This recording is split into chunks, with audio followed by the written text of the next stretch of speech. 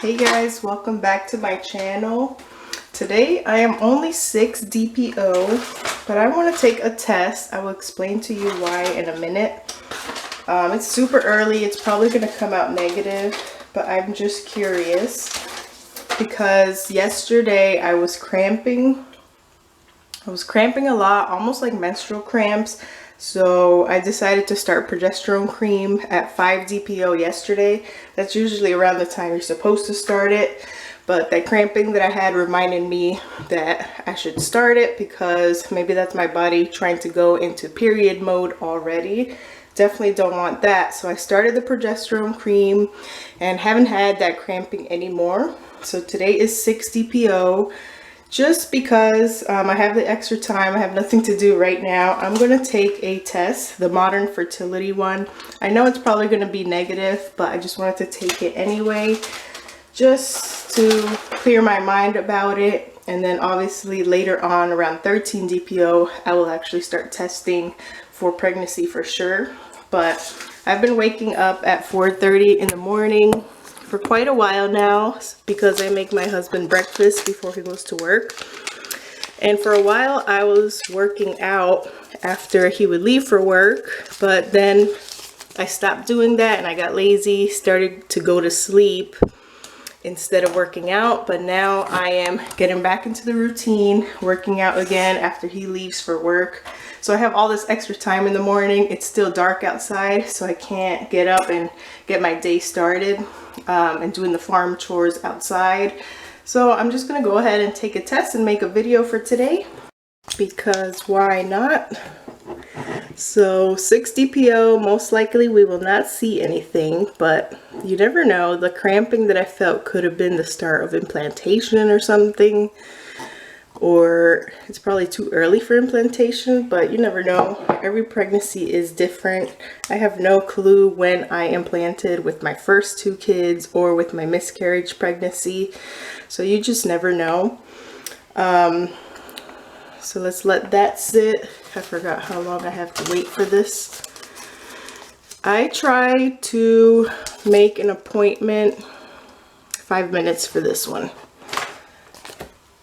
Let me see what time it is, 6:42, so 6:47.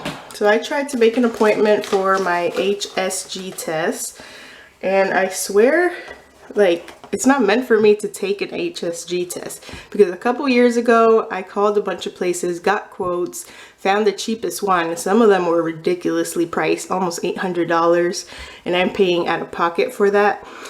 So I finally found one that was a little bit more affordable, although still kind of ridiculous. So I called, but back then some things came up and we ended up using the money that I had saved for that. So fast forward to now, I tried to make an appointment at that same place because I already did all the quoting. I did all the phone calls to all the clinics that do the test, the HSG one, and I'm not going to even attempt to contact the other ones. So I contacted this one that was a little more affordable, and their phones just, I guess, don't work, or they're just too busy. They're low on employees. I don't know what it is, but their phone rings and then it just makes like a beep sound and then it's just silent and it just sits there, almost like they're putting me on hold or something. But I sat there for like 10 minutes just waiting and waiting. And I did that a couple times for a couple weeks in a row and nothing. They never picked up the phone. It never went to like a message where you leave a message. It never did that. So I even went online on their website and filled out the contact form so that they could contact me back. Haven't heard anything. It's been like at least 2 months now. So, and of course things have come up ever since then, and now money is tight and I just don't have the extra money to pay for that because that is a big expense, getting the HSG test. I have to go for a consultation, have to pay for that out of pocket, and then after that the actual procedure costs a lot, even though it's only like a 5 to 10 minute procedure. So, and then I don't know if they give me the results the same day or if I have to make a whole nother appointment. So for now, I'm just turned off by the idea all over again because it seems like something always comes up. They don't answer their phone, so why would I want to give them my business and my money? in my heart, I feel like if I'm going to get pregnant again, it's God's will and it will happen. I don't really care what the doctor has to say. The doctor could tell me, oh no, your tubes are still completely tied and sealed. There's no hole or nothing. And I could still get pregnant after that. Or they could tell me that my tubes somehow rehealed themselves and I am good to go on trying to conceive. But I'm already doing that. So what's the point? That's just how I feel about it at this point, because this is the second time I've gotten so close to finally making that appointment and getting it done, but things always come up. So it's just kind of annoying, and I'm just not going to pursue it for right now at the moment, and just keep doing what we're doing and leave it in God's hands. If you didn't know, or if you're new to my channel, I had a tubal ligation after I had my daughter, she's now 8 years old. I had a tubal ligation. 5 years after the tubal ligation, I ended up pregnant somehow, but it ended up in a very early miscarriage. So we don't really ever know what happens with that pregnancy, why I had the miscarriage or anything. They weren't able to see anything in the ultrasound back then. They weren't able to see, they said it wasn't in my tubes. They looked at my tubes through the ultrasound, they looked at my ovaries, they looked at my uterus, and all they could really see was a lot of blood and clotting in my uterus, but they never mentioned anything about it being in my tubes or anything like that. And so I never really got answers on that pregnancy. We just know that I did have a miscarriage, my HCG levels dropped, I did all the follow-up appointments, but ever since that I haven't really been seen anymore. And back then they did recommend I do the HSG test so that we can check to see what happens with my tubal ligation in the first place. So that's just kind of where we stand right now.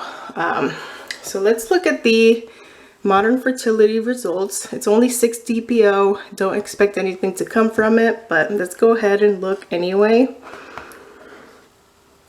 And then I definitely will not be testing anymore until way closer to AF showing up for the cycle. I know some people start testing daily starting from 7 DPO, but I feel like that would just be a waste of tests unless I were to see something on this test today. I'm not seeing anything from the camera screen. Let me take a closer look.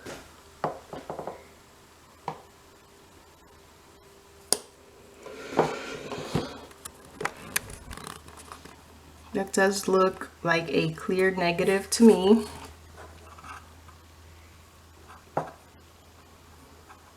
But I was just curious. You never know if that cramping was due to the start of implantation. So hopefully by 12 or 13 DPO, I get to see something if I am pregnant for this cycle. Yeah, there's nothing there. But that is okay because that's what I was expecting anyway. So just wanted to show you guys the 6 DPO test. Since I was taking it anyway, might as well show you guys the result as well so you can continue following along. But thanks for watching this video, and I'm looking forward to taking tests closer to 12 and 13 DPO. Best of luck to all who are TTCing, whether it's your first baby, whether it's a rainbow baby, or your 4th, 5th, 7th baby, whether you got a tubal ligation and it failed like for me, or if you're just struggling with infertility just naturally or from your genes or genetics. I just wish you guys the best of luck. Thank you for continuing to follow me on our channel. It's going to be amazing when we finally get to share that we are pregnant for baby number 3. And I follow you guys, whoever has a channel. I follow a bunch of TTC channels, and I think it's going to be such a blessing as one by one everybody announces their pregnancy. Alright guys, I'll see you guys later on for the rest of my pregnancy testing videos. Thanks for watching this one.